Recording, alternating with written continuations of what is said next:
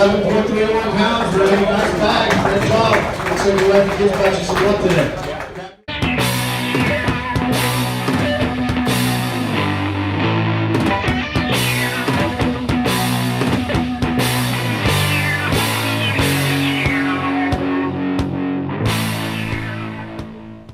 So my plan for day 2 was to go right back to Benelli Bay, throw the topwater baits and throw reaction baits and try to catch some good fish in the morning first thing, take advantage of the topwater bite, the reaction bite from the early morning, low light conditions.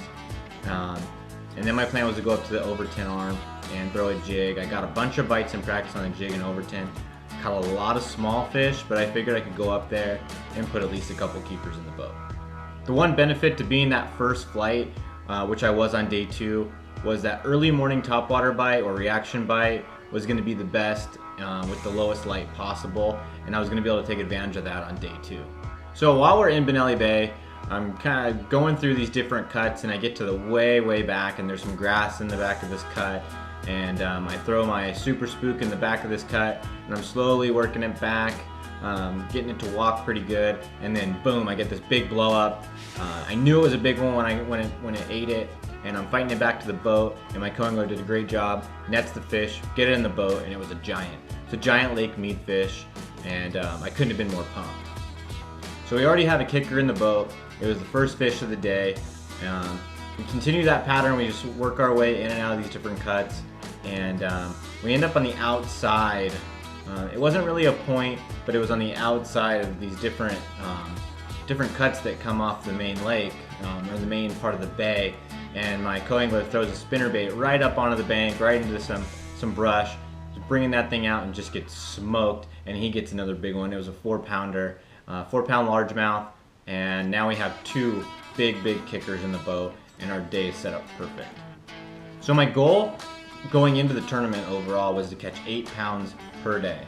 With these first 2 fish that we already had 8 pounds. So everything on top of those 2 were going to be icing on the cake.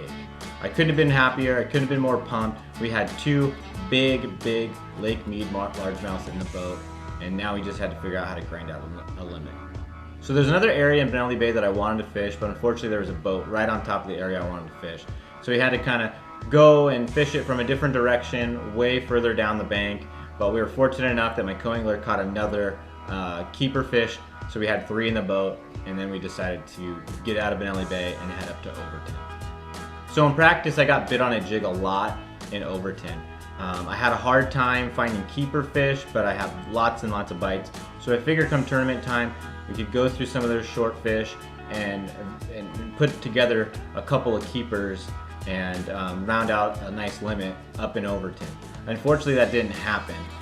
We caught tons of fish, but they were all short. We could not find a keeper fish in Overton throwing the jig on the areas I wanted to throw it. The areas where I was throwing that jig were on steep rock banks. They had to be steep and there had to be rock, and we got bit really regularly throwing those baits, but we just could not find keeper fish.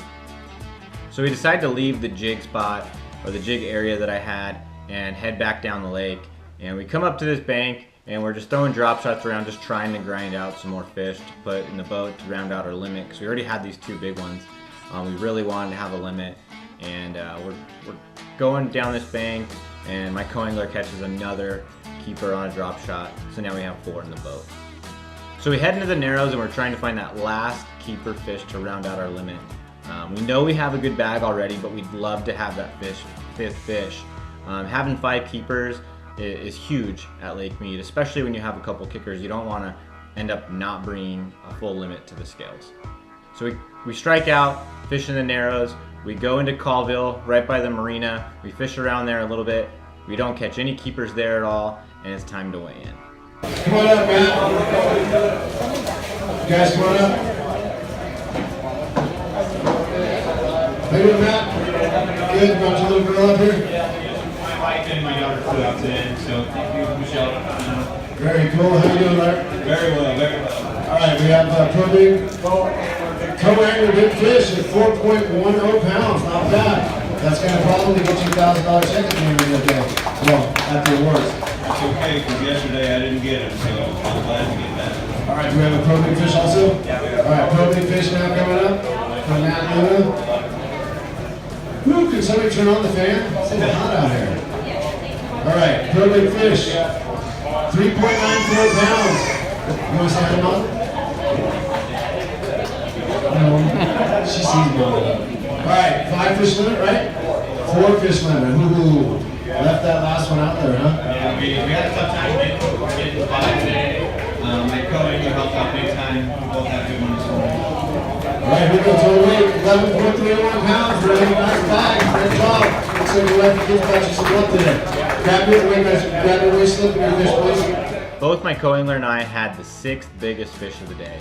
The tournament was paying the top 5 big fish $1,000. So if we would have had that 5th biggest fish, we would have both gotten $1,000 checks for just catching those fish. Unfortunately, we both had the 6th biggest fish of the day and got no money. Another thing that was really awesome about day 2 was that my wife and one of my daughters showed up at the lake. They met me there, they were at the weigh-in, they saw the big fish come to the scales, and it was just awesome getting off the water after fishing that hard and seeing your loved ones there to support you. It was really awesome, and I can't thank them enough for being out there. So day 2, I got huge help from my co-angler, Larry Warren. He was great with the net on my big one, and he came up clutch with some good catches himself and really helped our bag on day 2, and it really helped me to be in a position to cash a check in this tournament. So that big 11-pound bag propelled me into the standings. It pushed me up a lot higher, and going into the final day, I'm sitting in 20th place, well within check range, and the pressure's on now to produce a decent bag to maintain my spot and maintain cashing a check in this tournament.